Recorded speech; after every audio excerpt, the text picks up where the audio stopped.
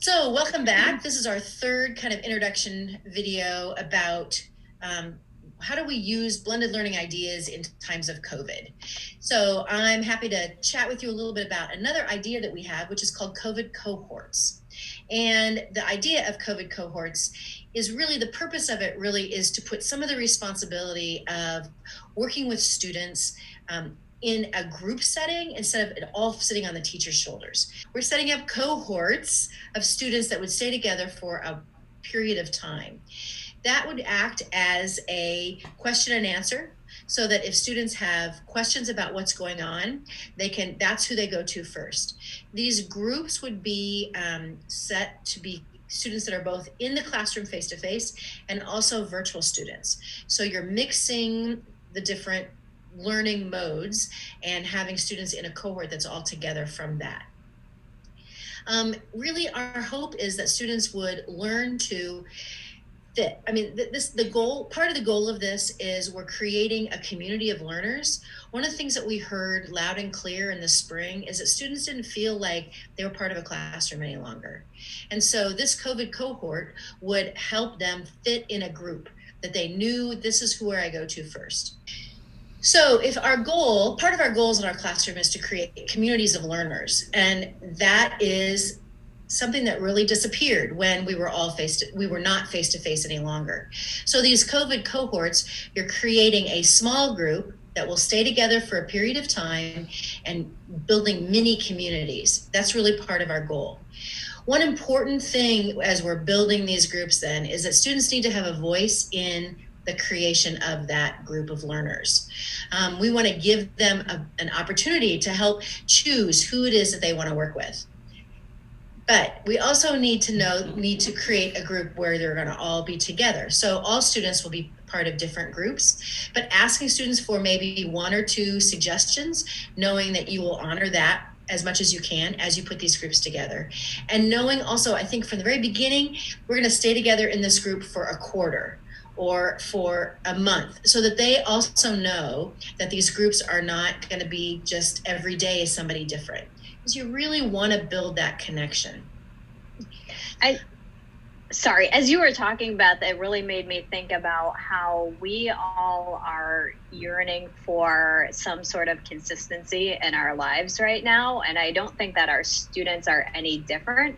And so knowing that I always have this group of kids that I work with that I can return to and get help from or information from if I need to, is it's comforting. I think it would be comforting to anyone. So if they're like, I have to go into a quarantine for 14 days, I know I can count on this group to help me catch up with whatever I need or help me get the resources that I need.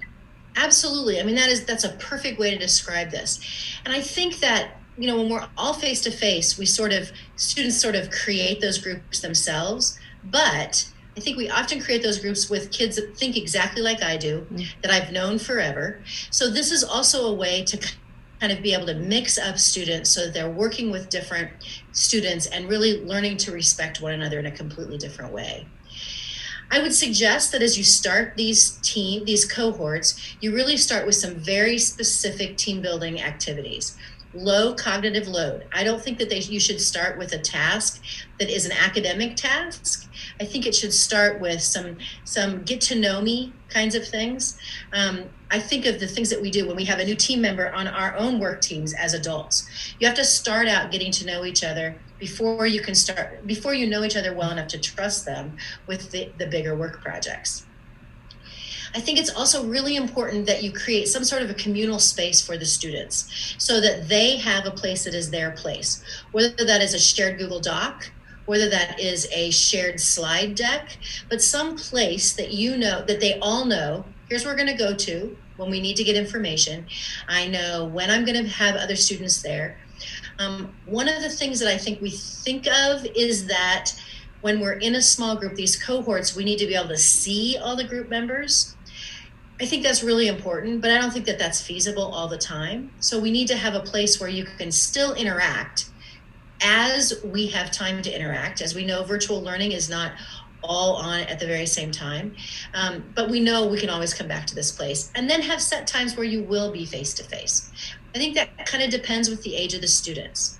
So if I was an elementary teacher, I may set it up so that virtual students and my face-to-face students, I would break their small groups up that they would have times during class where we all knew that you had to get onto. Sort of like, I know, Gina, when we talked this morning, your daughter was in a class meeting. Mm-hmm. Well, this would be a class meeting, but in a smaller group. So you'd build those into your day as a classroom teacher, as an elementary teacher. Middle school and high school, I think that can become more of an asynchronous. As a group, you set up some of those times. But there's an expectation that they need to happen, just as any other out of class expectation would be. I one of the ideas that I read about, which I thought was really interesting, was starting each small group cohort with a question that is a social and emotional check-in question. So every time you get together, you're gonna have a reason, a question to start for the small talky kind of thing, and then go from there. One of the things that I miss in this virtual learning time is really getting together with my colleagues and being able to connect on a human level. I think that we need to provide some of those connections for students, and these cohorts can do some of that as well. The other thing to sort of start thinking about is, as you move from just the team building, getting to know each other, into more academic tasks, it's really important to have a very specific reason these groups are getting together. What do we, as a teacher, what do I expect to accomplish today? And what role does each person in the group have? We all have been part of group projects where one person did the work and the rest of us watched, or maybe we were the person doing all the work. This is not meant to be that kind of a thing. We're really working to get collaborative work. So if each student has a task, that can help that start in the beginning. Having very defined roles. I always think of a basketball team. Each person on a basketball team knows exactly what to expect. You know what your job is. You have practiced that job. You know how it fits together with the rest of your team. Doesn't mean that that's the only job you do, but it does mean that it fits your skill level. And I think that sometimes in schools, we assume every kid wants to be a leader. Well, they don't. So we need to also know our students well enough that we can help them figure out what their roles, what the tasks fit their roles as well. We have this COVID, blended in COVID times, we've talked about playlists, we've talked about instructional videos, and now these COVID cohorts. So I wonder, Mindy and Gina, how do you feel like these cohorts could fit in with playlists or with instructional videos? So while you were talking, Beth, it made me think about how you kind of talked, first of all, about building team and doing some more social emotional check-ins. And then as you become more safe and feel more trust between your team members is really when that collaboration process really starts to strengthen.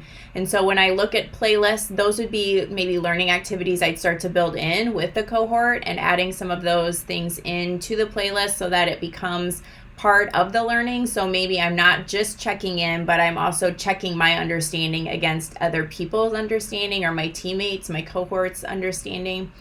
So I'm building in some of those collaboration things, as well as just having some conversations and discussions around the learning. I think it'd be a really great way to connect with other students so that they don't feel so isolated in those playlists as this is done and this is done, but I might need to get these two things and then go and instead of maybe checkpoint with my teacher like we had discussed earlier, maybe those checkpoints are with my cohort. So I really do think that once you become more comfortable, and your students do too, that this would be a great way to add in some of that collaboration and communication within the playlist with my cohort. Yeah, that makes perfect sense. It really, the other thing I always think about with this is, I taught fourth grade for a long time, and I sometimes just wanted a tape recorder attached to my body so that when students asked me the exact same question for the 27th time, I could hit play and it would just give them the answer, that response again.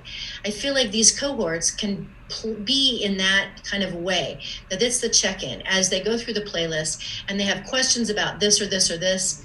That's who they go to first instead of coming to the teacher first. I think that's a great example. And then what about instructional video? Gina, where does that, how do you feel like the cohorts would fit with that?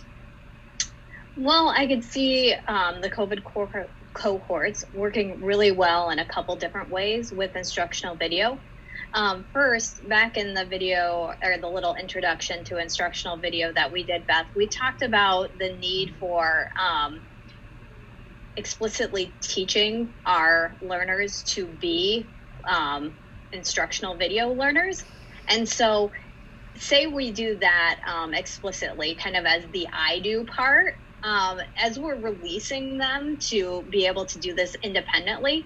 One piece that's really important in that gradual release of responsibility model is the we do together. And so having the kids take a look at an instructional video, maybe together, and then like processing through, okay, what are you understanding with this? What are you not understanding? Where did you have to back up? Did you get that? Did you not? So maybe we pause, or like we're together in a Zoom call or something.